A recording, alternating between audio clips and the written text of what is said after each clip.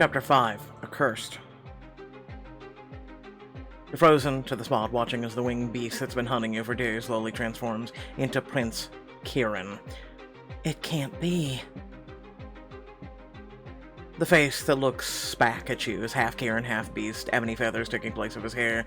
You can't help but cower, seeing every bit of the inhuman ire and glittering deadly power in the Night Prince's eyes. You're stunned into silence, but Kieran decidedly is not. He rises, mighty raven, wings outstretched, casting you in a shadow.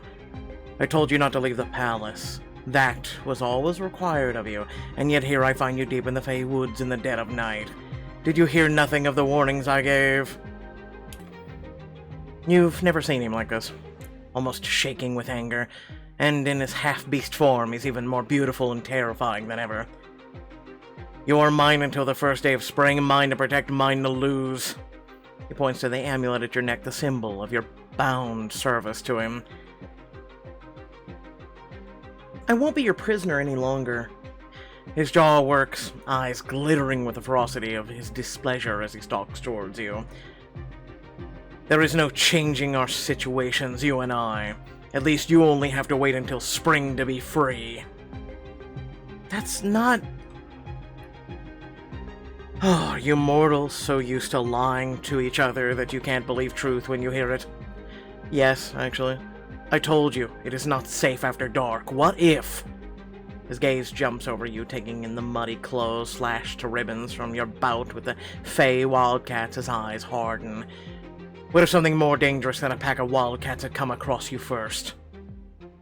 More dangerous? Like a winged beast, maybe? Like you? You've been hunting me for days. What? You've tried to kill me almost every night since I got here. Confusion, and something like guilt flashes momentarily over his features when he lets out a frustrated growl, eyes looking sharply away from you. I didn't know that. What? I did not hunt you on purpose. Every night when the moon rises, I become that creature. My mind, my body, all of that is lost until the moon sets once more. It is like a nightmare.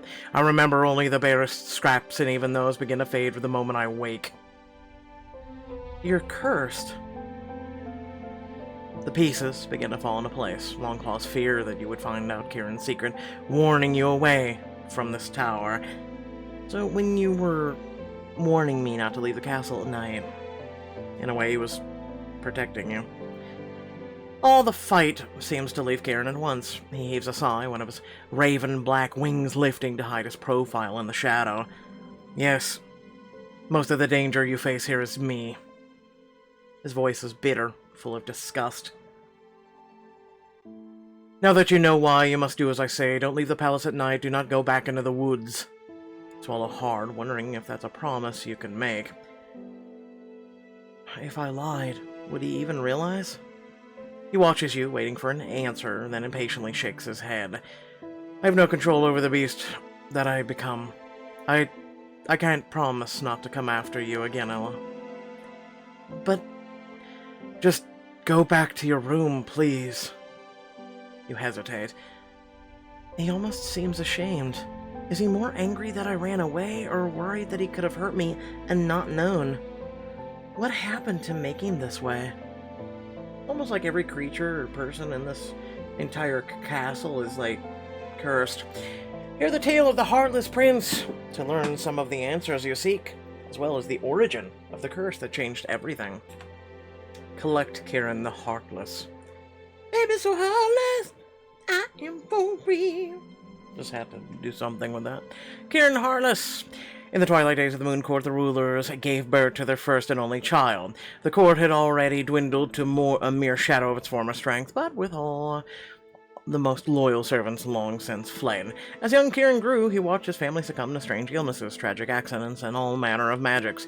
Eventually, Prince Kieran's parents died, leaving him as a sole heir to face the dangerous world of Fey politics alone. The Night Prince had long suspected that there was foul play afoot, but the laws of the Fey would not allow him to act upon these suspicions without proof, and so he dove into the study of protective magics. It became his sole obsession to not fall prey to the same fate as the rest of the Moon Court. He spent decades alone, crafting defenses around himself, not allowing anyone close enough to hurt him, until the day he fell in love with the beautiful princess of the Sun Court, a bright, laughing girl with eyes of gold. The girl urged him to open himself up to joy and happiness again, to put down the books and be in a world once more. And he did, for the prince loved her more than he had ever loved another, with his entire heart. The two spent many blissful years together. Then one night the prince awoke to find his true love looming over his sleeping form, her beautiful face twisted into malice, her hands crafting some terrible enchantment. Prince Kieran's love, having studied his defenses over the course of their years together, deftly unraveled one ward after another, stripping him bare.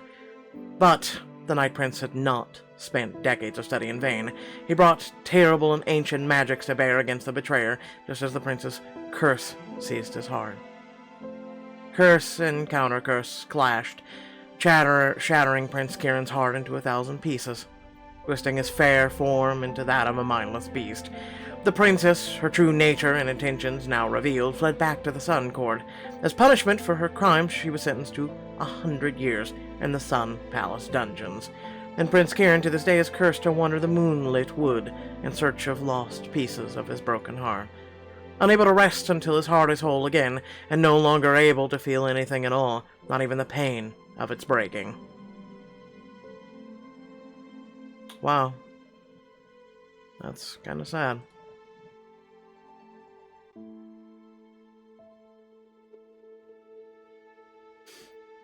You sweep into a shaky bow and turn to leave, only for Kieran's words to stop you. Do not attempt to face the beast again. I do not wish you to be harmed, Ella. Yes, Your Highness. You toss restlessly in your bed for a few hours, unable to find sleep. There's truly no escape. I really am trapped here until the spring. Now that Kieran knows I've been trying to get out, he'll be on guard to make sure it doesn't happen again. Eventually, you hear Longclaw's telltale movements on the floor below. Longclaw. You rise and find her in the typical place in the kitchen, bustling about as she prepares breakfast. She takes one look at your face and freezes, fluffy eyebrows drawing together mournfully. I need answers now. Oh dear, you know, don't you? Longclaw. Yes, I know. That you've been keeping a horrid secret from me, that Kieran is the beast who's been hunting me every time I step a foot outside. Ella. Longclaw seems to hold her breath and brace for your ire. Frustrated tears spring to your eyes, though you desperately hold them back. I just want to go home. Longclaw timidly offers you a handkerchief scented of flour and honey. You hesitate, but accept it. Oh, Ella, I'm so sorry. I wish to tell you truly, but Prince Kieran forbade it. Sir Montgomery and I did our best to keep you safe, and as long as you did not leave the palace after dark. You guiltily look at your feet. Yes, well, last night Kieran found me in the woods, and he was not exactly himself. Longclaw gasps, placing a paw over her heart. Oh, to find out that way, are you hurt, my dear? I got a little roughed up in the woods, but he didn't hurt me. Just brought me back here. He isn't in control of himself as the beast. I only ever wanted to keep you safe, my dear. I would have been safer if I'd known. I thought Faye couldn't lie anyway. Technically, they didn't. You never asked them specifically. Longclaw appears suddenly abashed, hurrying away to fiddle with something bubbling over the fire. Well, omitting the truth doesn't quite count as lying as far as Faye are concerned, but you see, ever since my transformation, I'm no longer been bound by the laws of Faye. What? I still follow the laws, though. I never lied to you, my dear. I swear it. I told Prince Kieran that you deserved to know, but he pressingly forbade either of us from saying a word. You slump over the table, only peeking up when Longclaw places a pastry in front of you. What do I do now? Kieran caught me escaping. If he disliked me before, I'm sure he hates me now. And now I am supposed to keep pouring his wine and doing this laundry while I know he turns into that horrifying creature every night? Yeah, but the creature's there for a reason. You nibble at the pastry dejectedly. Any chance I can avoid Kieran until spring? Longclaw taps the ladle against the side of the pot and gives you a sad smile. Not likely. But the prince is a good man, Ella. Not nearly as monstrous as he might seem. I know you've not seen much of that side of him. He'll likely deny it himself, but I know it's still there. I wish he would just show me. He can't, my dear. The curse. It took away his ability to feel. He sure seems to get angry easily enough. Since the curse took hold, his life has been devoid of happiness, excitement, love, and all that's left him is his anger and sorrow. So he's truly heartless, and nothing there at all? Yeah, I'm gonna call bullshit. His heart's been broken so badly. It gets a little better, it seems, with each new piece that he finds, but... She twists her apron in her paws, fretfully gazing up in the direction of the ruined tower. What if he finds all the lost pieces? Will the curse be broken? That's what he believes. I hope it is true. I hope that someday our dear prince can become whole again. He shakes herself off and forces a smile. Give him time, my dear. You may not be able to avoid each other until spring, but perhaps you can find a way to coexist, especially now that everything is out in the open. Longclaw gives you your afternoon off, and you find yourself wandering through the courtyard, letting the sun warm your face. At least out here I can be alone, hear the birds sing. But as you turn a corner around a vine-covered tree, a telltale movement catches your eye. Enough of that. He sits on a bench beneath a tree, wings gone, appearing fully himself again. His dark profile seems troubled by dark thoughts. Go and speak to him. No point in dilly-dallying. You muster your courage and march over him. He doesn't look up, doesn't even startle, as though he knew you were there all along. Prince Kieran? Kieran holds up a piece of apple. Ravens flutter down from the trees above, perching on his shoulders and all around. One sits on the edge of his hand and glares at your intrusion. Ah, mine apple! Seems like I'm not welcome. Should I... Kieran's mouth quirks into a crooked grin. Ah, you needn't be afraid, you know. I'm not dangerous to you in the daylight. Well, not as dangerous. Kieran's self-mocking smile fades. A raven perches lightly on his knee, and he strokes its chest absently with the back of one slender finger. Now, what is it you wanted? I want to apologize for ignoring your warnings. Had I known why you wanted me to stay, maybe... I would have been shocked if you hadn't tried to escape at least once. His eyes fix on you, and while they are severe as always, there's a mischievous glint there too.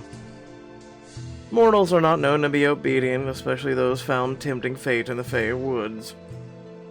There's one more thing.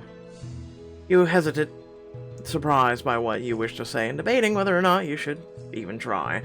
But something tugs at your heart, remembering his sorrow and guilt this morning, and watching the gentle way he handles the ravens. I want to help you break the curse. For a moment, you think you can read something almost like guilt in his face before he looks away and scoffs. A mere mortal couldn't possibly be of any help. That you know of, you big dum-dum. Is that what you think? That I'm capable of only pouring wine and washing dishes? If I have to stay here, at least let me try and do some actual good. A charged silence hangs between you. He looks you up and down, considering. If one so badly to be helpful, accompanying me tomorrow. Be my attendant to the ceremonial hunt. What is up with you people and hunts? How will that help with the curse? Kieran shrugs. It won't, but if your goal is to prove that you can handle more than wine and dishes... Well, is it dangerous? Are you that afraid of being alone with me? That's not what I... He chuckles. You get flustered so easily. It's hard not to tease. Besides, you don't strike me as one who shies away from danger. Yes, I will come. Good. He turns back to the bird in his hand, feeding it one last slice of apple. When it realizes there's no more, it takes off with a parting croak. Ah! To your surprise, Kieran laughs. Don't blame me, you selfish bastard. You ate nearly all of it yourself. The other ravens agitate at Kieran's feet, cawing and flapping. Kieran produces another apple from his pocket, slicing it with practiced ease. How about it, you fiends? Lucky for you, I brought plenty. Apple, apple! A flutter of bright wings catches your eye, and a tiny shimmering form alights on your shoulder. Oh, hello again, Leaf. You give apple to ravens, but not to king of birds? Leaf puffs indignantly, and you do your best to stifle a laugh. Prince Kieran, might I? Looking somewhat perplexed, Kieran passes you a slice of apple. You hold it up to Leaf, and she pecks at it happily. I don't believe I've been acquainted with your new friend. Of course, Prince Kieran, this is Leaf, King of Birds. Leaf, this is Prince Kieran, Knight Ruler, Knight Prince and Ruler of all Fae. Leaf looks him up and down unimpressed. Kieran raises an eyebrow at you before inclining his head towards Leaf politely. Ruler of all Fae. Ruler of ravens, maybe. Rudest of birds. Only buzzards are more nuisance. Some of the ravens call indignantly, but most are too busy squabbling to notice. You know, they were quite rude to me earlier. Rude to defender of Leaf? Leaf flapping her wings in your ear, shocked and offended. Apologize to defender of evil ones. You're surprised the ravens bob their heads begrudgingly and croak out what might be apologies. Thank you, Leaf. Leaf settles and pecks at your hair impatiently for more apple, which you offer. Defender of Leaf must be shown proper respect. Leaf glares pointedly at the ravens, and then at Kieran.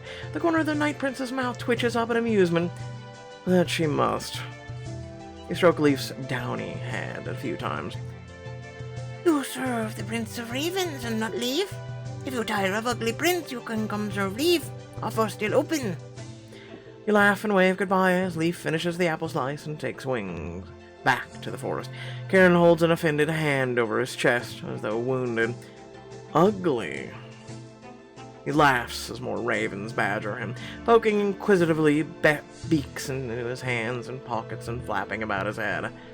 Oh, here you little imps. You catch yourself laughing too, seeing Kieran relaxed, happy for once. It's like seeing a different person, and he gives you a sidelong look. What are you smiling about? Oh, I'm just surprised how different they are with you. If I tried that, they'd mob me. They did as much yesterday. I've known them a long time. Besides, they wouldn't dare bite their prince. Here. A small red apple sails through the air, and you catch it reflexively. Stay a while. I'll show you the closely guarded secret to feeding the spoiled ravens in the moon court without losing a finger in the process. Alright, let's go. I like the necklace, by the way. I really like his outfit, you know, the whole black and blue. Silver's a nice touch to it. But, yeah, anyway. Nice necklace. Well, show me your secrets, then. He steps forward, taking your hand in his. Before you can react, he swiftly cuts a few slices of apple right there in your palm. Oh. You flinch, and he smirks. His hands are remarkably warm and strong. You feel suddenly as though you're waltzed right into a trap. Relax, I won't hurt you. I suppose I believe you. After all, you can't lie. He smirks, and the cold edges of the knife softly skims across your palm. You suck in a breath and look down, but there's no blood, no cut at all. Then you're far too trusting for your own good. His voice is low and warm, and when he moves away, you find yourself wanting to lean closer to seek the warmth again. What's wrong with me? The trick is to be quick and confident. They'll bully you mercilessly if they sense any weakness. I'm not weak. Weak. You toss the slices to the ground before they get agitated. Kieran closes his fist around a few apple slices, putting them behind his back, and offers both close fists to the nearest raven. Work for your keep. Which hand holds your prize? Prize? The raven steps forward, head tilting, examining both hands while we're pecking at the rind. Kieran opens his hand and reveals a piece of apple. Good bird. Good bird, good bird. It helps to make it a game for them. Bored ravens can only mean trouble. My mistake for trying to be nice. Another bird swoops down to steal a morsel from its fellow, but Kieran shoos it away. Ah! That's enough, Oliver. Wait your turn, or you'll see it. Two, you won't get any. You know them by name? They all look the same to me. Kieran shrugs, reaching in a hand. Two ravens immediately alight onto his arm. Seeing as I name them, that's not so strange. We're old friends, after all. You seem to hold these birds in highest esteem than you do people. He goes quiet and moves a few steps away from you, tossing more apples to the rowdy winged masses. Perhaps I do. Birds are uncomplicated. They can be tricksters, yes, but at least they're honest about it. Honest tricksters, is there such a thing? You laugh, thinking it a joke. Maybe not in the mortal world. But whatever ravens do, good or evil, their reasons are easy to understand. They fight over food because they're hungry, jealous, or greedy. They play tricks because they find it fun. Trick fun. A raven croaks happily as Kieran scratches its beak. So you like them because they don't have any hidden motives? Indeed. Their affection is hard-won, but that's how you know you can trust it. What fools call unconditional love is rarely what it seems. Yep, pretty much. You peer at him curiously and open your mouth to say something, but Kieran shakes his head and tosses an apple slice into the air. Mine. A raven swoops from a branch and catches it midair. How do you earn their trust? Show them you mean no harm. He holds out a piece of apple in his open palm, gestures for you to do the same. He watches as a raven inspects you suspiciously, and then puts one claw into your hand. And never betray that trust, for they won't forget it. You hold your breath as the raven hops onto your wrist, sharp claws prickling your skin. Ah! He tilts his head and watches you, with beady eyes, before finally taking the apple and flying off. I did it! You look over at Kieran, only to find him watching you with a small, genuine smile. Very good. We're good, we're good. You enjoy the companionable silence for a while, but notice Kieran slowly sinking into the darker thoughts. I wonder, does the same trick work on you? Yeah, if he's anything as smart as I think he is. You just said the same trick will work on him. Keyword, it's a trick to you. You hold a sliver of apple in his direction, smiling teasingly. Nice bird. Friendly bird? With a twisted smirk, Kieran snatches your wrist, long fingers strong as steel. Careful, even a friendly bird can still bite. Slowly, he draws your wrist up to his lips.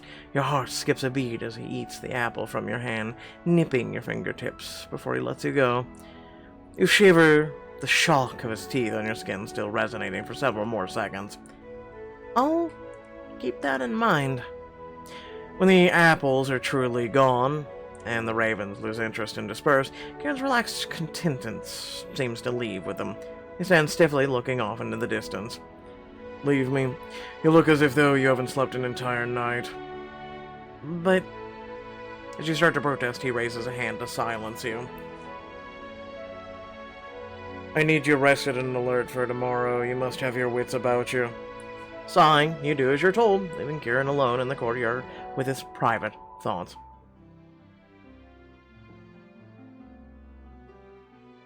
After a much-needed nap, you meet Sir Montgomery in the stables. You sent for me, Sir Montgomery? Ah, Ella, yes. I wanted to speak with you. Firstly, Longclaws informed me that you have learned of Prince Kieran's curse. Yes, rather abruptly. Sir Montgomery sighs deeply and then sweeps to one knee before you, head bowed low. Please allow me to apologize for my part in the deception. It was wrong. Longclaw told me you both were ordered not to speak of it, and I know it would have been difficult to defy the prince's order. Even so. Sir Montgomery looks up at you with earnest, somber eyes. I am loyal to His Highness, beyond a shadow of a doubt. Regardless, I will not hide behind my duty. I have done you a great dishonor, and I beg your forgiveness. Sir Montgomery, you're forgiven. I could hardly expect you to disobey the prince you've served for over 100 years. And besides, it was Kieran's secret, not yours. You have a heart of pure gold, young lady. Truly. He climbs to his feet with some effort and claps his hands together. No. The prince has informed me that you shall be taking on the duties of his attendant at the hunt tomorrow. Splendid. Such a show of gallantry and daring. You shall do the Moon Court proud beyond measure, I have no doubt. Thank you, but what exactly will I be doing? Why, it's simple enough. Sir Montgomery gathers up a few supplies, pushing an astonishingly heavy leather saddle embroidered with vines and ravens in your arms, along with an oiled polishing cloth. I was the prince's attendant for many, many years. I shall teach you all I know. We'll spend the evening getting everything together. The Moon Court's finest must be on display tomorrow. Nary a spot nor a smudge must be seen. As his royal attendant, you shall carry his arrows and other equipment, and stay close at hand to provide anything he might require. Sir Montgomery pauses and gives you a skeptical look, eyebrows raised, and twirls his sword, pointed at you in challenge. You're making it sound like I'll have to fight someone. It should not come to that, but you must be prepared for anything. Do you believe yourself fit for the trials ahead? To be honest, I have no idea. I've never hunted a day in my life. I've never even held a bow. Ah, there's nothing to it. Nothing at all. The prince is a ferocious hunter. None finer in the land of Fae. As long as you're quick with your wits, fleet of foot, and keep a weather eye, you'll be fine asset. That sounds like a lot to juggle, but I'll try. The actual hunt is beyond the Fae nobility only, but a good attendant can make or break a competitor. Are you sure you don't want to come with us, Sir Montgomery? I confess, I've always loved a good hunt. I've attended dozens over the years. The exhilaration, the sport, a fine, ancient tradition. Though the heart is more than willing to continue, the body... He clears his throat, a bit more somber. Alas, I'm not so young and agile as I once was. But you, my dear, shall do a grand job in my stead. I'll do my best to make you proud. You work in silence for a short while, polishing the prince's saddle until it gleams, and then you catch Sir Montgomery watching you. Am I doing something wrong? Not at all. I'd say you're nearly done. I was only wondering how you're feeling now that you know the prince's secret. I'm sad for him. That his love betrayed him, broke his heart so terribly. It's an awful story.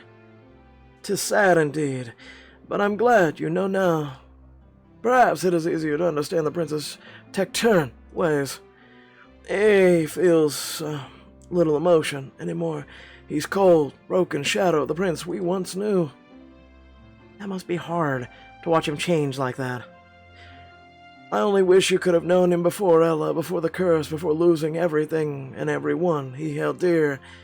You might better understand why Longclaw and I chose to remain, why we'll continue to serve him as long as we're able. Your loyalty certainly says a lot, and he seems to have a similar affection about the both of you, as far as he's able to, at least. Indeed. His eyes twinkle as he leans forward in a conspiratorial whisper. But I must think young Master Kieran be warming up to you. Attendant at the royal hunt is a great role, great esteem.